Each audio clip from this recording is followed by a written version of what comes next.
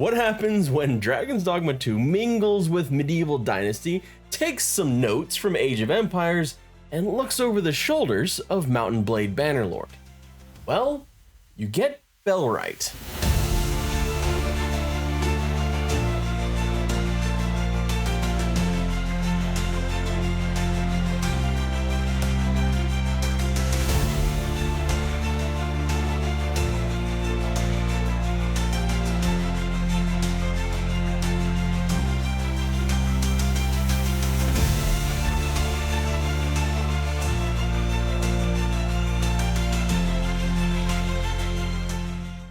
Bellwright is an early access survival craft RPG title that firmly plants you at the center of a juicy regicide plot worthy of an episode of Bridgerton. You have been framed for the murder of the prince and sentenced to death.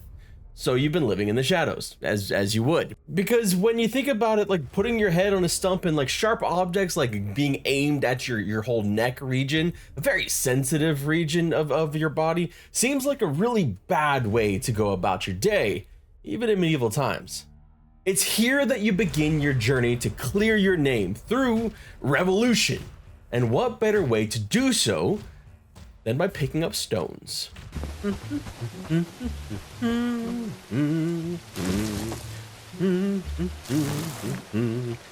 Picking up some stones, because what else should I do? I don't have shit, and they won't let me in the village. In Bellwright, you will establish your own settlement, recruiting NPCs to join you and help you with tasks as varied as building, researching, and harvesting to culling bandits or defending against raids against you. It is part city builder, part army builder, part survival craft, and full-fledged RPG with quest systems, reputation systems, and copious amounts of gear upgrades. It's the kind of game that in my younger years I thought of in my wildest dreams of merging together my love for RTS games and my love for different types of RPGs. It kind of just was like, hey, let's smash all these things together and create a game. And yet somehow, it's kind of working. Bellwright recently released into early access on Steam and is already sitting at mostly positive ratings with over 1,300 reviews.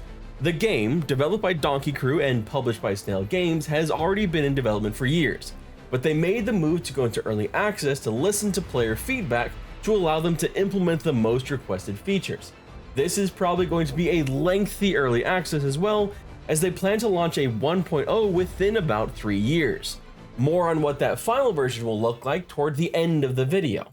And with that lengthy early access, it's probably a good thing, even though it's starting out on the right foot, because there's actually another game like this that has been made by Donkey Crew, and it's kind of still struggling, and also still in early access, having launched in 2020. And that is another ambitious survival RPG craft game, Last Oasis. Now, unfortunately, Last Oasis is sitting at a mixed review. It is still kind of trying to push along, and they have really ironed out a lot of the things that they're working on, but I think in a lot of ways that game may be serving as a do's and don'ts for them, really what this developer should not do with Bellwright. And so far, Bellwright seems to be doing a lot of things right. Jumping into Bellwright, there are a few things that really stood out to me that I wanted to talk about, both the good and the bad. But we'll start with the bad first, just to get it out of the way. The first and perhaps most obvious issue is the NPCs. While written to be their own characters with at least some depth, that part of the game still needs some work to make them memorable, especially the key quest NPCs. But more importantly than the actual writing of the characters, they need to look unique. It's both immersion breaking and frustrating from a practical standpoint when so many NPCs look incredibly similar and look low quality, especially when compared to the rest of the game. NPCs that are supposed to be old men look young and spry.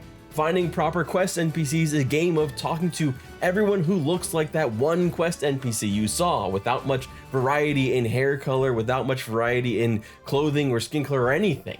There isn't really variety, it's just the same NPC models over and over again. Which I guess is one of the things that you should have noticed, because in the early, when you're doing the character creation, you can't even change the color of your hair. You can, however, find a glorious mustache, as I did,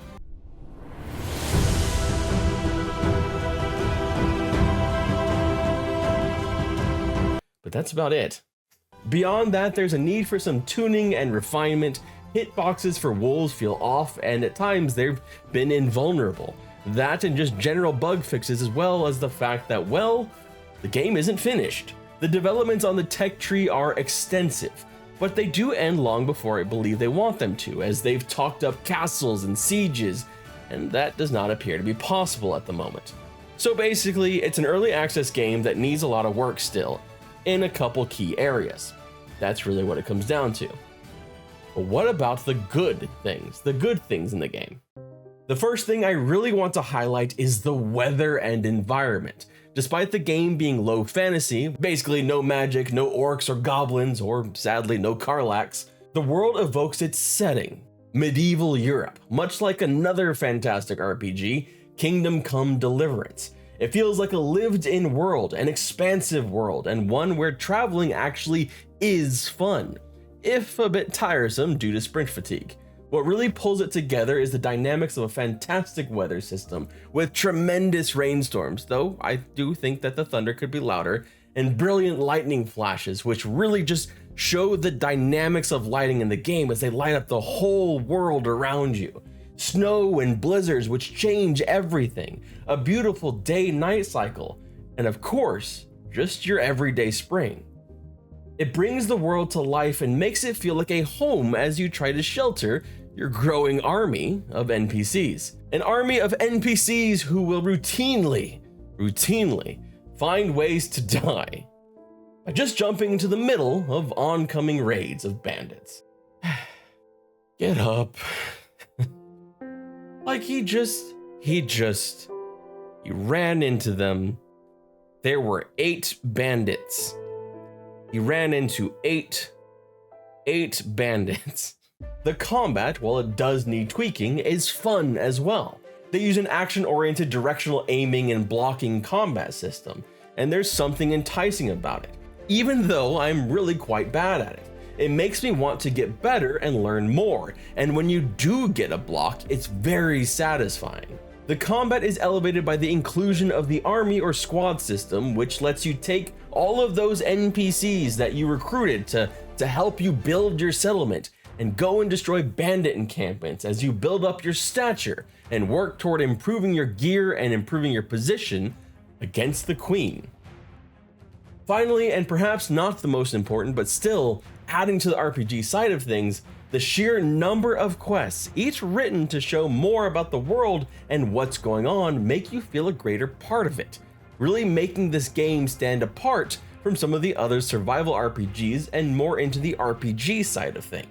Somehow, as this game tries to do everything, it's managing to do a lot of it very well, especially when one considers that this is an early access period and it will hopefully only grow and improve from here. Now, we get to some personal gripes and a personal love that I didn't think really fit into the positives and negatives because they may be more of a me thing than anything else, and I can be kind of whiny sometimes. My personal gripe revolves around the setting and its limitations. By sticking to realism, you limit your enemies to other humans and wildlife. A boar here, a couple wolves there. It's been done before to great effect with a game like Kingdom Come Deliverance and Medieval Dynasty, which were obvious sources of inspiration for this game. But it also means that the chances of getting bored through repetition are much higher with less diversity in enemy types. It remains to be seen if the story and stakes can remain compelling or if the bandits will become tiresome. Hell, even Dragon's Dogma 2 became tiresome with the repeated use of the same enemy types, and they have fucking dragons. Not fucking dragons, that's more of a BG3 thing, but like dragons, they had dragons. I'm gonna end this right here and move on. My personal love is a small but cute detail. A cat randomly showed up in our camp so that we can cut down bigger trees. Oh, okay, yes. That will be very useful. There's a cat. All right, this. There's a cat. You can pet the cat. Oh, but why we can't keep it? I hope so. Can it stay? Look, the cat's right here. Bibi, behind you. It meowed. And you could pet it. You could pet the cat. And yeah, sure, the animations didn't really match up, but the cat meowed. It meowed and they came back and it kept returning to the camp. And I love them, and I shall call them Maximus, and they will lead our rebellion against the Queen. You see, this game already is good as is. It has become very addicting. Not just for me, but for several friends as well. Something that is truly a fantastic addition to the game. Playing this with friends really makes the game shine in a different way, despite it being a completely soloable RPG, especially with your NPCs. It just adds an extra element to it and really brings home some of the finer points beyond the questing. It also worked seamlessly when we tried it multiple times, having no real issues connecting to each other's games. All that said, the game does have a long way to go in early access if they really want to make it into a truly spectacular title. It all just depends on how far they want to go and how high they want to aim, how deep into building and growing your kingdom they want to take it, if they want to expand on character development and relationships, or if they'll be satisfied with their already impressive gameplay loops and mostly work on refinements. One thing has to change for sure though, which I've already mentioned, the repeated use of the same NPCs. That is my #1 issue, and I hope that it is solved sooner rather than later. But looking forward on the Steam page, there are some notable things to look forward to beyond that. Bellwright with their full release will include horses, sieges, fortifications, vast new regions and biomes, a complete storyline, expanded tier progression including buildings and equipment. And all of this will probably come with some price changes to the game, as they may occur throughout development.